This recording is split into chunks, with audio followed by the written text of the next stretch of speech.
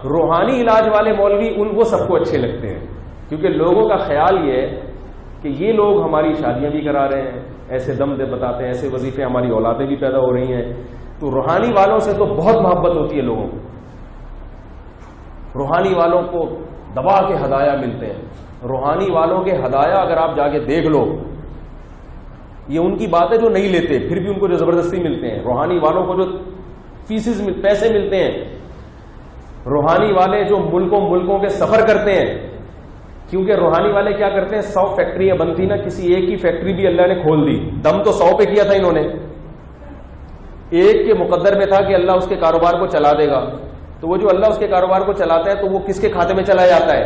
حضرت جی کے. اب ایک سیٹھ صاحب بھی اگر کسی پہ عاشق ہو گئے تو مزہ آ گئے کہ نہیں آ گئے؟ ایسے روحانی والوں کو میں جانتا ہوں سعودی عرب جا کے اربوں کی فیکٹریاں کھول کے آ رہے ہیں، حالانکہ کچھ بھی نہیں ہو رہا. اربوں کو بیوقوف بنانا شروع کر دیا اب روحانی والوں نے. سعودی عرب میں تو یہ ڈرامے بازی تھی نہیں، لیکن ہمارے پاکستان سے الحمدللہ بہت ساری چیزیں ایکسپورٹ ہو رہی ہیں، ان میں یہ فضول کی روحانیت بھی ایکسپورٹ ہو رہی ہے، اس کو بھی الو بنانا. اور جو علماء جو حلال حرام والے ہیں،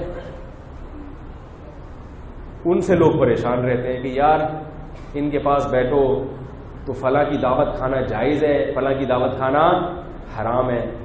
بارات کا کھانا، پابندیوں پر پابندیاں. حضرت میرے بھائی کی شادی ہے، میں اس میں جا سکتا ہوں، مس گیدرنگ ہے نہیں جا سکتا. مسئلہ ہے پوچھ کے ہی مصیبت میں پھنس گیا. ٹینشن ہے. حضرت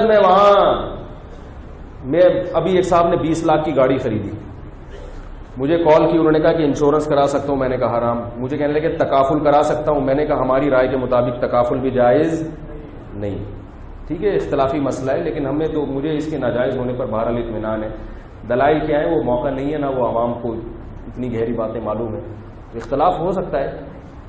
میں نے کہا میری رائے تھی. اس نے کہا آپ پر میں اعتماد کرتا ہوں. میں نے کہا میری رائے میں صحیح ہے. باقی اگر کوئی کسی بڑے عالم کو دوسرے عالم کو فالو کرتا ہے تو اس کا اپنا مسئلہ ہے. ٹھیک ہے، اختلاف ہوتا ہے علماء میں. انہوں نے نہیں تکافل بھی نہیں کرایا. 20 بھی نہیں 40 لاکھ کی گاڑی تھی، مجھے یاد آیا. وہ گاڑی چھن گئی. وہ گاڑی کیا ہو گئی؟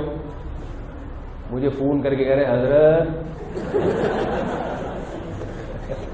حضرت گاڑی چھن گئی. میں نے کہا انا للہ و انا الیہ راجعون. میں نے کہا قیامت میں انشاءاللہ مل جائے گی. قیامت میں وہ تو بڑے نیک آدمی تھے، پھر بھی آتے ہیں ملنے کے لیے، ورنہ وہ کہتے جب بھی، وہ تو اچھے آدمی نہ ہوتے تو جب بھی میں گزرتا کہتے ہیں یہ ان کی وجہ سے ہوا ہے. ابھی تقابل کرایا ہوا ہوتا تو مل جاتے، انشورنس کرائے تو مل جاتے. تو ایسے لوگوں سے کون محبت کرے گا بھائی؟ کیا خیال ہے؟ کون محبت کرے گا؟ کون کہے گا مولوی صاحب آپ بہت اچھے ہیں؟ کہے گا یار یہ مروا دیا. تو اس لیے مولوی کیا سمجھا جاتا ہے؟ کباب میں ہڈی.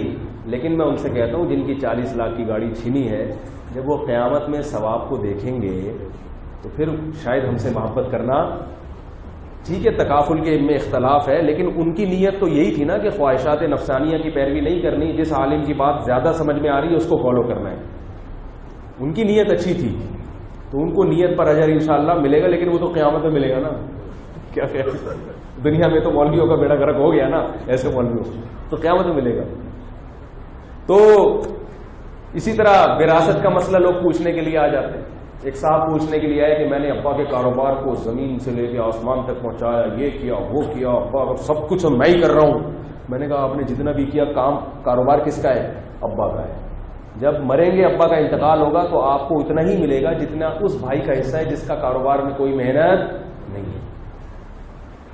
اب وہ خوشی سے کہے گا کہ مولوی صاحب یہ 50 روپے آپ کو دیا، کہے گا مولوی صاحب یہ لو 100 روپے. اتنی خوشی ہوئی آپ کا جواب سن کے، بڑا مزہ آیا. کہے گا یار اس نے کہہ رہا تھا ان مولوی صاحب کے پاس نہیں جاؤ. پھر وہ مجھ سے لڑتے ہیں، بھائی سارا کام میں کر رہا ہوں یار، 20 سال سے میں نے کاروبار سنبھالا ہوا ہے، مجھے کچھ نہیں ملے گا. تو میں جواب میں کہتا ہوں ملے گا. خوش ہو جاتا ہے، کیا ملے گا؟ ثواب ملے گا. بار بار مجھے فورس کرو تو یار میں 20 سال سے ابا کی ساری دکان میں نے سنبھالی، سارا دن میں خون یعنی میں نے محنت کر کے اس کاروبار کو آسمان تک پہنچایا، کچھ نہیں ملے گا. میں تسلی کے لیے کیا کہتا ہوں؟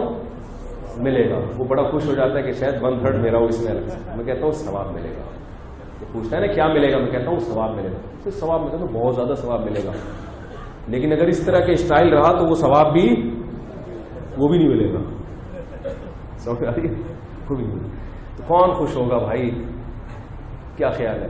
لیکن اگر آپ آخرت کو مقصد بناتے ہو پھر انشاءاللہ آپ کو مولوی بھی اچھے لگیں گے. ویڈیو کے نیچے سبسکرائب کے بٹن پہ کلک کریں، بیل کے آئیکن پہ کلک کیجئے تاکہ ہر نئی ویڈیو کی نوٹیفیکیشن آپ کو مل جائے.